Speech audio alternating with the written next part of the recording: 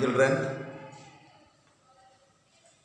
We have completed the chapter Is Matter Around Us Pure? Is Matter Around Us Pure?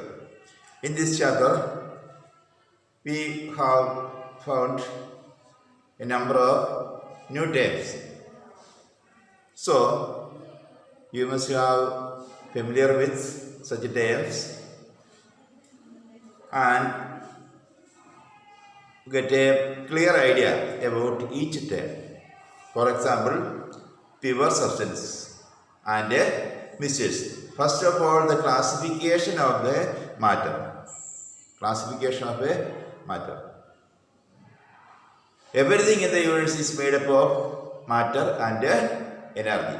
Matter is again classified into substances, that is classified into pure substance and misuse. In this chapter, we have discussed these two things around pure substances and misuse. We have seen that pure substance means only elements and compounds. Only elements and compounds are pure substance. All other substances are misuse. Then we came to the conclusion that elements, in the case of elements, it is a limited number. The number of elements is limited. We can see it on the periodic table. But at the same time, the number of compounds is unlimited.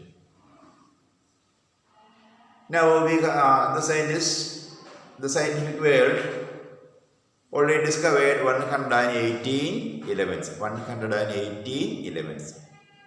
These 118 elements combined in different proportions to form a crore and crore compounds.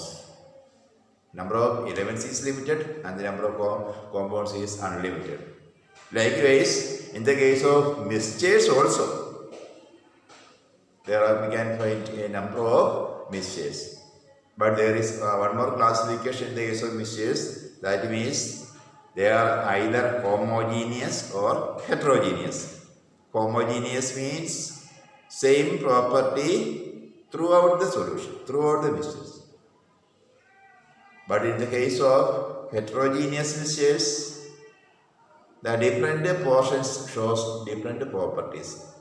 No fixed proportion. And the case of homogeneous mixtures also no different proportion, but they are the same property throughout it. That we have in the conclusion the homogeneous, under the homogeneous system we learned about solutions. All solutions come under the category homogeneous. They are not compounds, but in the case of solutions, they contain more than one compound. More than one compounds, they mix together to form solutions. So, all solutions come under the category of homogeneous solution. Homogeneous solution. Then there was a section heterogeneous. Then solutions. In this chapter, we have mainly discussed about the different kinds of solutions. The main theme discussed in this chapter is solutions. In several types of classification of solutions we have find it. Then your aim is to identify a solution, to in which category it belongs.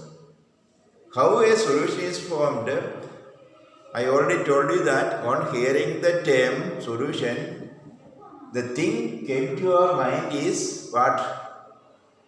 Only liquid stage. No, it is not correct. There may be solutions in the solid state, liquid state, as well as gaseous state. There is the solutions in 3 states. So, solutions can be first classified into liquid gaseous solutions, liquid solutions, and solid solutions. We have already found a number of examples for it. Gaseous solution means air is a gaseous solution. gas dissolved in liquid is soda water. Solid solution is alloys. Alloys means in which two or more elements combine to form a compound in which one of them is compulsory a metal. One of them is compulsory a metal. Brass is an alloy. The components are copper and zinc. Bronze is another alloy.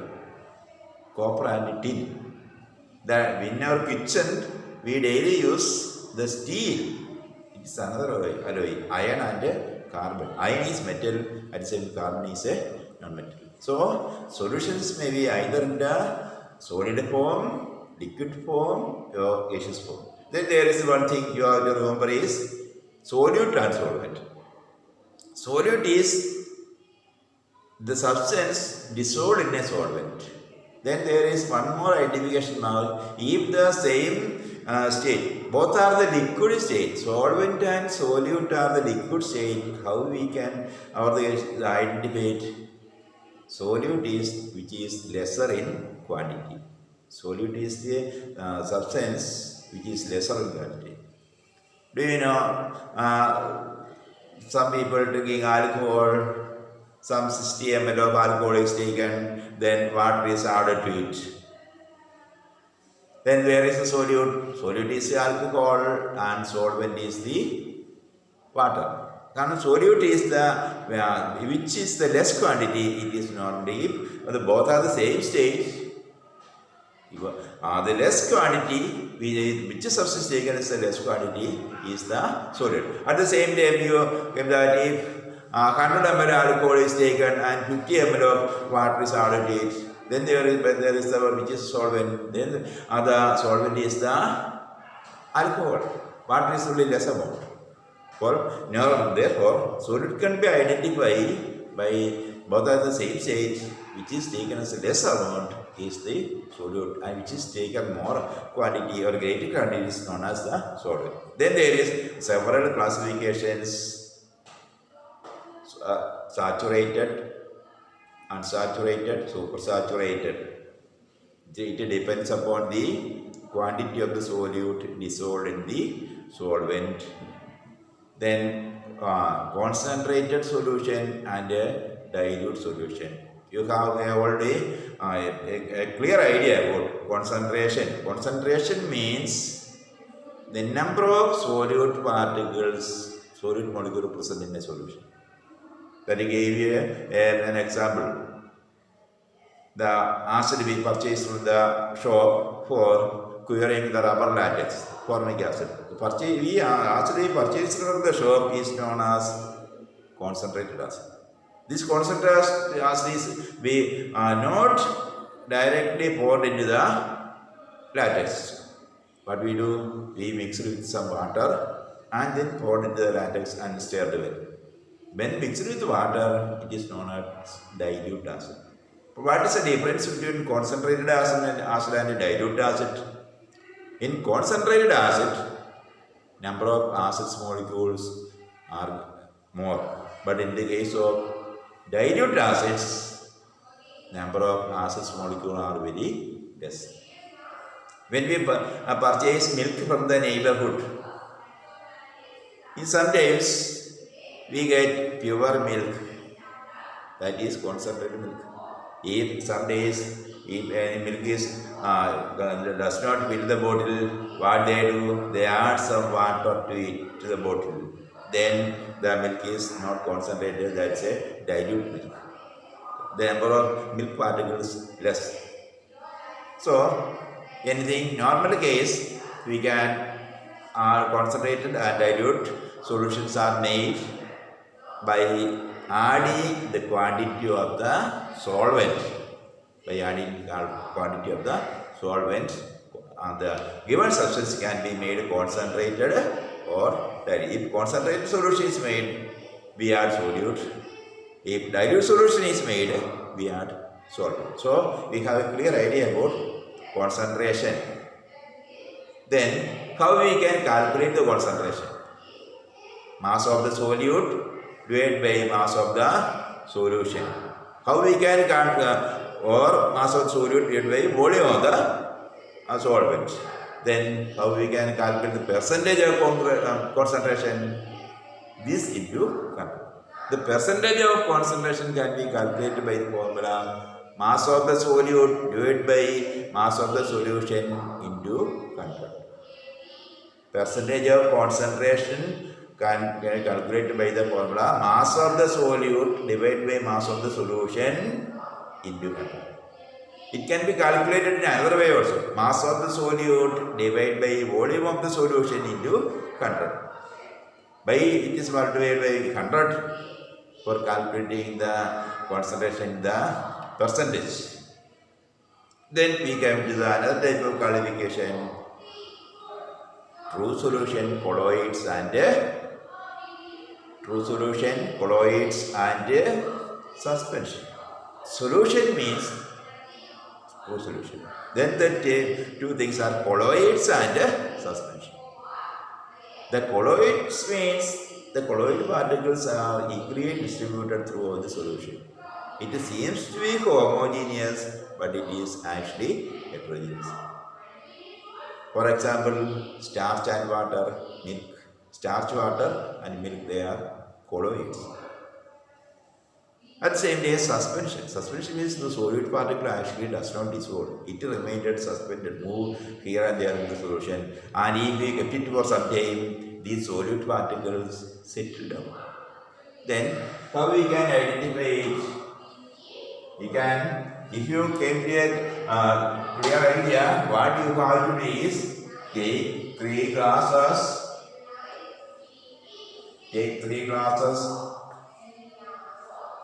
In one glass, NaCl solution is taken.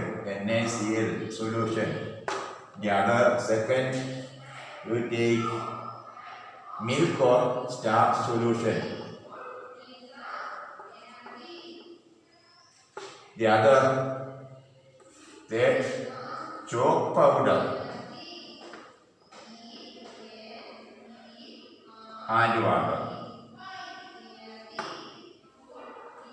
This you do it in your home. The three things. What are they? Sodium chloride solution. You take 3 glasses. Don't go to, in search of beaker. You take 3 glasses. Remove 1 glass or 3 equal glasses. Take your place in your table. Then sodium chloride solution, starch and water, then chalk powder and water. They are taken, and then you observe the difference between this is good solution. But how can we identify it? It's a homogeneous mixture of two or more substances. Here only 2 or more, 2 substances. Sodium chloride and water. Homogeneous mixture. They are equal, properties are equal throughout the solution. But in the case of starch solution, what is the particles are equally distributed through the solution. Starch solution and milk. Chalk powder, what happened? You take the glass and shake well and remain there. Then you observe the changes. You get it clear. If you kept it for 3 hours or 5 hours, no change for true solution and colloids. But the case of suspension, you can find a change. This main difference is, you can see some difference, similarities between these two. What are the similarities between these two? These two are stable. Second, the particles does not settle down. If you continue for some time, the particles does not settle down. They are stable. At the same time, what are these? These two are some similarities. They are heterogeneous. They shows Tyndall effect. What do you know? The new term gave you Tyndall effect. The scattering a beam of light. Today itself, tomorrow morning, when the rainy season, you look early morning and you get to the dense forest or dense where there is a trees are growing thick, thickly. You can observe at early morning, that means at 7 o'clock or 8 o'clock, you can see the path of the sun rays. On the path of the sun rays, you can see the dust particles. How the early morning, in the early morning in the rainy season or the winter season, the sun rays would scatter the mist particles. What do you mean mist particles? Tiny particles are there, scatter the beam of light. This scattering the beam of light is known as Tyndall effect. Tyndall effect. So these three, the difference and similarities between these solutions. Examples of this are very important. Starch and milk. Starch solution and milk are examples of colloids. Soil and water, chocolate and water are known as suspension. Then there is the separation of the components of a mixture. Separation of the components of a mixture. In the case of colloids only, there is two phases. Dispersed phase and a dispersion medium. Dispersion phase and a dispersion medium. The solute section is known as dispersed phase.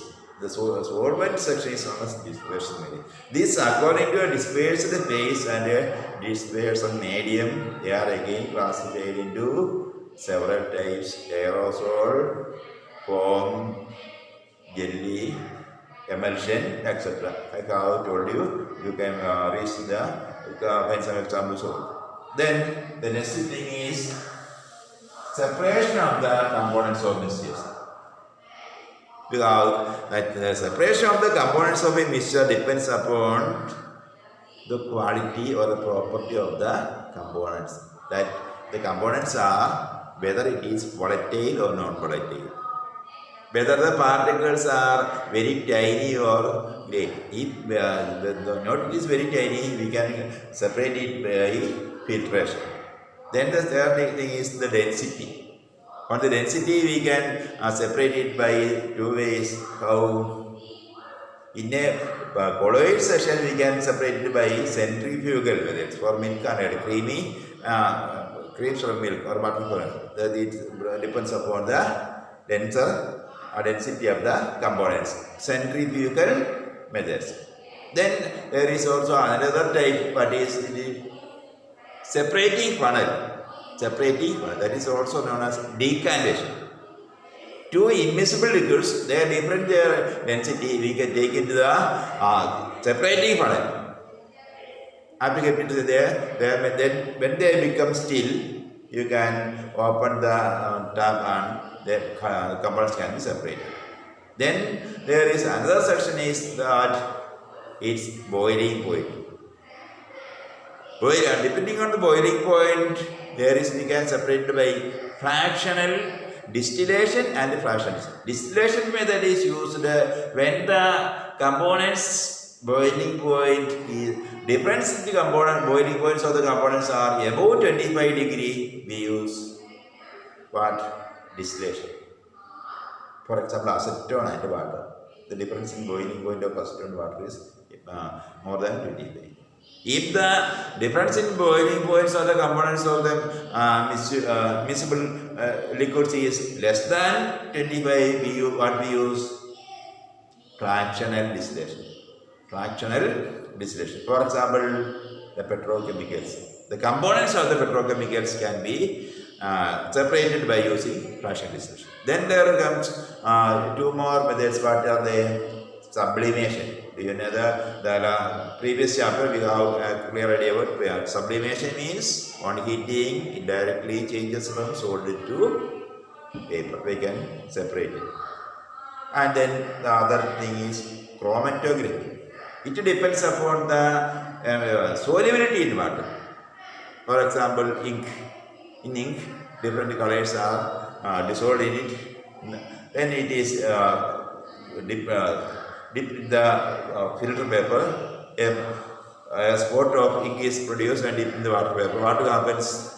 More soluble particle rises to the less soluble on the bottom of the filter paper. That is chromatography. Depends upon solubility in water. Then there is two more methods. What are they? Crystallization and magnet separation. They also is complicated. Crystallization means it is like evaporation. Same. But it is more pure method.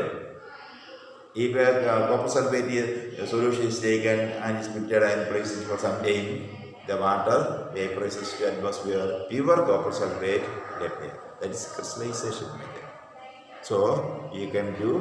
We are also familiar with these methods. Then the last we came to the physical change and chemical change. There are three differences. On you are seeing on burning up the candle, both of the reactions are different. For better understanding of physical change and chemical change is you take a piece of paper. The piece of paper is teared into several pieces. It is a physical change. Let's say if one piece is burnt, it is a chemical change. Then we can clearly understand. No doubt, physical change means change in size, shape, color, etc. It is temporary. No new product formed. Let's say burning paper. New product formed. Change is permanent. We can't take reverse. Then elements and hormones and the working system of the pump was. Then we can have a look at the exercise question answers. The question number 1. Which separation techniques will you apply for the separation of the product? First way for the separation technique, what do you do? The separation technique depends upon the quality or the property of the components in the mixture. Sodium chloride from its solution in water. Sodium chloride from its solution in water. Sodium chloride solution in water. What is the method we have? Sodium chloride, we know that sodium chloride completely soluble. We can't separate it by filtration. Then what we do? Evaporation. We simply evaporate it. What we do? Water will evaporate the atmosphere and sodium chloride. That means the water evaporates easily. At the same time, sodium chloride does not evaporate. Then the other method, what is ammonium chloride. On hearing the name ammonium chloride, we know that what is which property has it undergoes sublimation. Very easy. Ammonium chloride mixed with anything. Sodium chloride or its substance. Ammonium chloride has the peculiar property, it undergoes sublimation. Can be if anything ammonium chloride is present, it can be purified. Sublimation. Small pieces of metal in engine oil or paper. Small pieces. On hearing the name small pieces, how we can separate the small pieces? That we can, in the early class, I told you that how your mother make upuma from rava. Part first, what we do is sieving. Sieving is water, remove the impurities. So that process is known as filtration. Filtration. If it is solid state, we are sieving, and the liquid state we can filtrate. Filtration. The filter will remain in it and liquid will pass on to it. Then the other thing, different pigments from the extract of a flower petal. Pigments means color. Different colors can be separated by the process chromatography. How the different pigments have different solubility in water. Then other butter from here in our homely activity. How centrifugation. Oil from water separating funnel. That's also known as decantation. Tea leaves from tea. Tea leaves from tea. Tea leaves from tea. What we do? Not only tea leaves. After making the tea, what we do? We filtrate through a route. Iron pins from sand. Here, what are the components? Iron, sand. What is about iron? We can filtrate by iron, but we do magnetic separation. Why? Iron attracts magnets. Magnet attracts iron. If we pass on a magnet with all the iron particles can be iron separated. Wheat grains from the husk. Wheat grains from husk by winnowing. Cut the winnowing or sedimentation. Sedimentation means not good. It's winnowing. Then fine mud particles suspended in water by decantation or filtration. Mud particles suspended in so what kind of solution it is? It is suspension. Suspended will settle down and we place it to settle down. Then we can be separated by decantation or by filtration. Write the steps you would use for making tea. Use the words solution, solvent, solute, dissolve, soluble, insoluble, filtrate and residue. How you make tea? The steps is familiar to you. Here, use the word solution, solvent and solute. Here the solvent is what? Water. Solute is tea powder. Solution is tea. Dissolved means some of the solute tea particles dissolves, but some others remain. We can separate it by filtration. Soluble, insoluble, filtrate and residue. After filtration, we get inside it is pure solution pass through it and get collected loss, other remain the filtrate. Then what are the steps? Use water as solvent and boil it. For making tea, what we first do? Water are taken in a vessel, in a pan and boil. Then second thing is what I will do? Boil for water the solvent taken and boil for minutes. Second thing what we do? Tea leaves, we add tea leaves. It is. Then again boil for some seconds. Then the third thing what we do? We add milk. Then the fourth thing what we do? We add sugar. As the milk and sugar is also a solute. Milk, sugar is also solute. Again what we do? We boil it for, if you need, you can boil it for few minutes more. Then what we do? After adding sugar, we stir the well. What's for stirring well? For dissolving the sugar solute, sugar particles. If you add sugar to it, it's a solute. Then we add we stir the well. What is purpose? For dissolving the solute. But then what remains there? Some tea leaves then also remain insoluble. Insoluble means does not dissolve. At last, after what we do? After dissolving solute, we do what we do? We filter solution. We filter it. Then collect the filtrate in a cup. The insoluble tea leaves left behind as a residue. Residue means the insoluble tea leaves. Then these are the differences. You write in your own language, in simple language.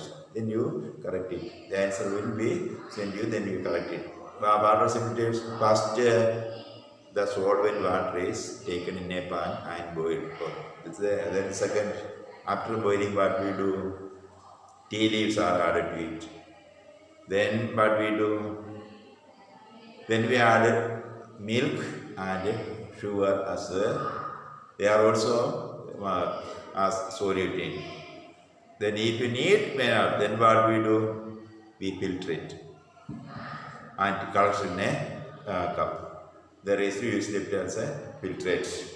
That is also. Then these steps you write one by one in a single line, not as like a paragraph writing. This sentence, this simple sentence, each step must be written one by one below the line. There only one step in a single line. Then we can pass on the next question. Pragya tested the solubility of four different substances at different temperatures and collected data as given below. Results are given in following table as grams of substance dissolved in 100 grams of water to form a saturated solution. Yeah. What mass of potassium nitrate would be? Then you study the table. First you study the table. Substance, name of the, what are the substances dissolved in it? Potassium nitrate, sodium chloride, potassium chloride and ammonium chloride. Temperatures, what are the temperatures? 283, 293, 303, 313, 333, 353. Then solubility. The 21, 36, 35, 24, that are the solubility of each substance at 280 degrees Celsius. When the temperature increases to 293, what happens? Solubility also increases. But only one thing, when the temperature increases to 283 to 293, two substances does not increase solubility. What are they? Sodium chloride 283, the solubility is, that is 36 gram in 100 gram of water. In each solution, the mass of the water is 100 gram and the mass of the substance taken is varying. Mass of substance is varying. It is mass of substance taken is the first. Then the solubility increases. You have pass on to on looking, observing the first two table. That means the solubility at 283 and 293. Which substance dissolve more? Which substance dissolve more? Which substance dissolve less? Sodium chloride and potassium chloride, no change. Ammonium chloride, the solubility increases from 24 to 37. That is 30 grams more dissolves in 13, 1, 3. At the same time, potassium nitrate, it increases to 11 grams, 21 to 32. Then which substance dissolve more as the temperature increases? Ammonium chloride. Then likewise, you study the rate of increase in solubility of each substance in every increase in temperature. Then you, after studying the table carefully, then you try to answer the question.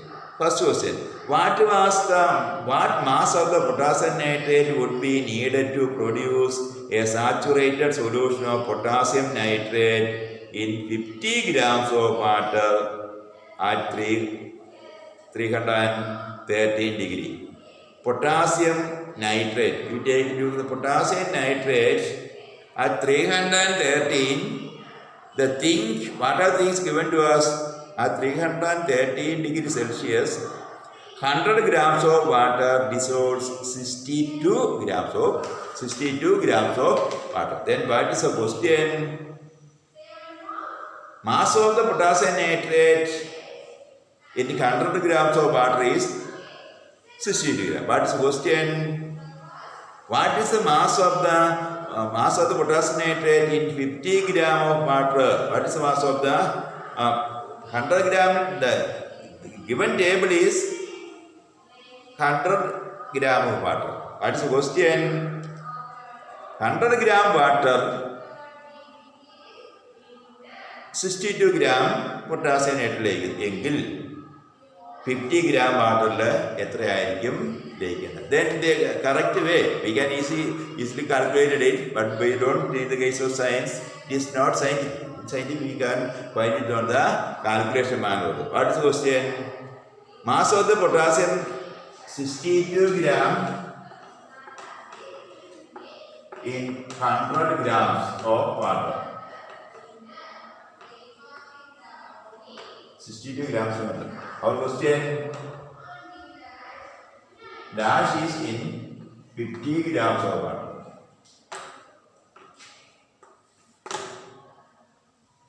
The known thing is, the given thing is 62 grams of potassium nitrate dissolves under. How many grams of potassium nitrate dissolved in 50 grams of water at the same time? We can easily calculate, but the problem solving method is what? 62 grams dissolved in 100 grams of water. Therefore, how many grams dissolved in 1 gram? 62 divided by 100. This is 1 gram. Then in 50 gram into 50. Then we get the answer. What was there?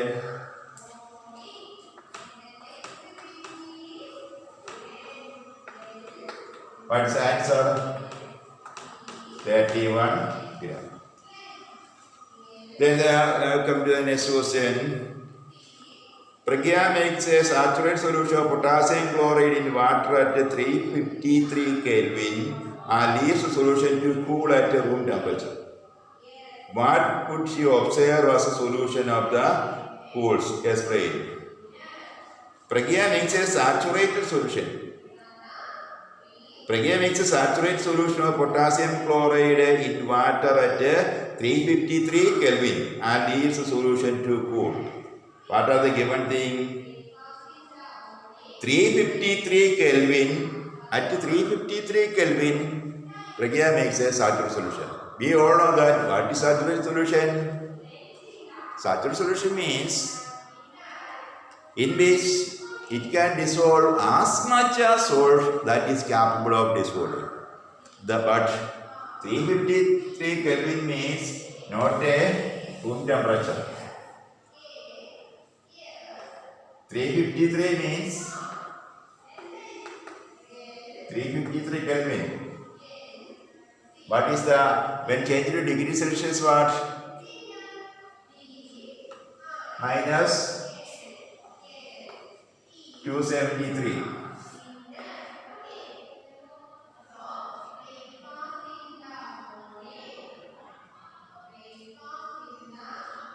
That is 80 degrees centigrade.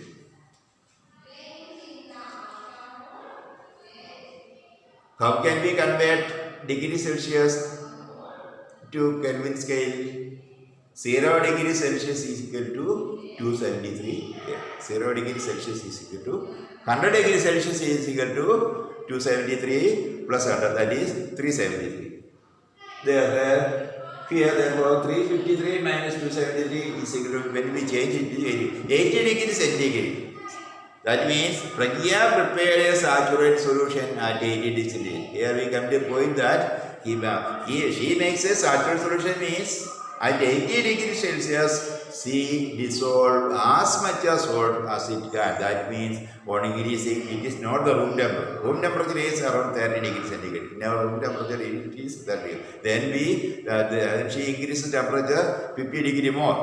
That means the heat in 80 degrees Celsius, it is such a solution, but it is a super salt. When what happens when 80 degrees Celsius, dissolves a solution of potassium chloride, that means 54 grams dissolved in 353 grams, it is dissolves 54 grams. 54 grams potassium chloride dissolved in 80 degree Celsius. That means 80 degree Celsius is equal to 353. Then what's our question is what? Leaves the solution to cool at the room temperature. He let the solution to cool. If the solution is left to cool, that means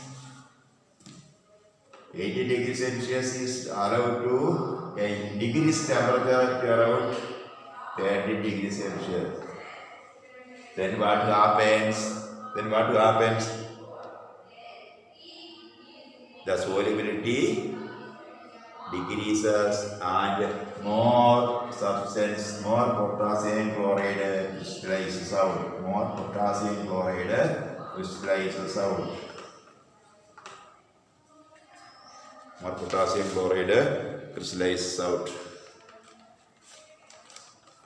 And that is the answer. Pass on in next question. Find the solubility of each salt in at 293 Kelvin.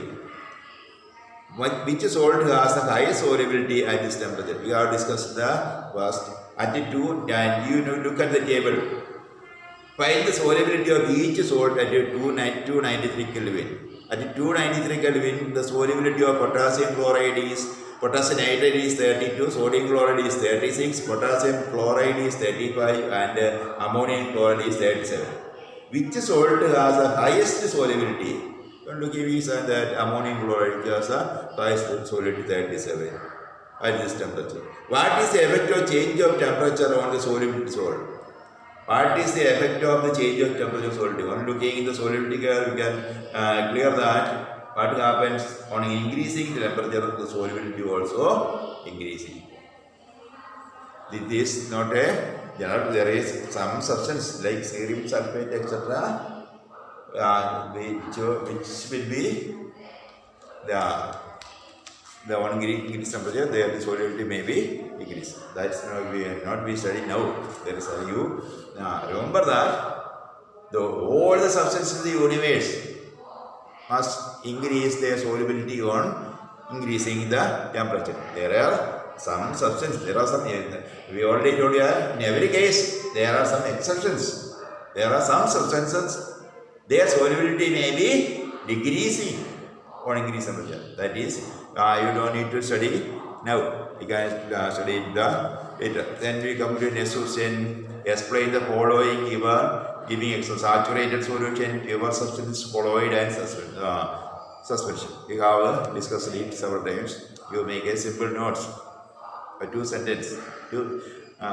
Then classify each of the following as homogeneous or heterogeneous mixture. Homogeneous and heterogeneous mixture. Homogeneous means same throughout and at the same time. Homogeneous means a uniformity. Heterogeneous means non-uniformity. The better thing to understand is, I told you several times, homogeneous means in your school, all students wear uniform. Heterogeneous means in a special day, celebration day, they wear non-uniform. Then classify it into homogeneous and heterogeneous. Classify the following into. The mixture of the following are homogeneous are soda water, vinegar, air, and filtrability are homogeneous. In the case of air, you must think that purified air. If the air is polluted, air is not homogeneous, and with the polluted means there is a smoke and dust particles are always remain there. Then you come to the next question. How do you confirm that a colorless liquid given to you is a pure water? You boil the given liquid. If it is pure water, it boils at correct 100 degrees centigrade. If any variation in the boiling point, it is not pure water. That means, do you understand? The boiling point of pure water is 100 degrees centigrade. If any impurities dissolves, its boiling point varies. Then change which of the following materials fall into the category of pure substance? We already studied that pure substance means only elements and compounds. All others are mixtures. Then identify the solutions among the following solution. Solution means, you know that it is not a mixture. Solution means it is not a mixture. Solution means pure solution, not colloid and suspensions. Then we can answer that soda water, air, and seawater are solutions. Which of the following will show Tyndall effect?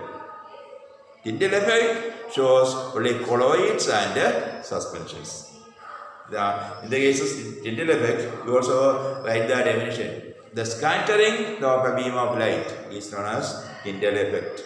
Starch and milk, they are undergo it shows Tyndall effect. Classify the following into elements, compounds, and mixtures. You know the elements cannot be split up into simpler parts. Then the association which of the following are chemical changes. What we have studied yesterday. By knowing the difference, you can classify it. Okay. Now you prepared the next day onwards in the WhatsApp. I will give you some questions. you will answer the questions and send to me through my my WhatsApp number. Tomorrow onwards, in each day, one question will be given to you. You will write the answer, learn the answer, write the answer, and send it to me. Okay, thank you.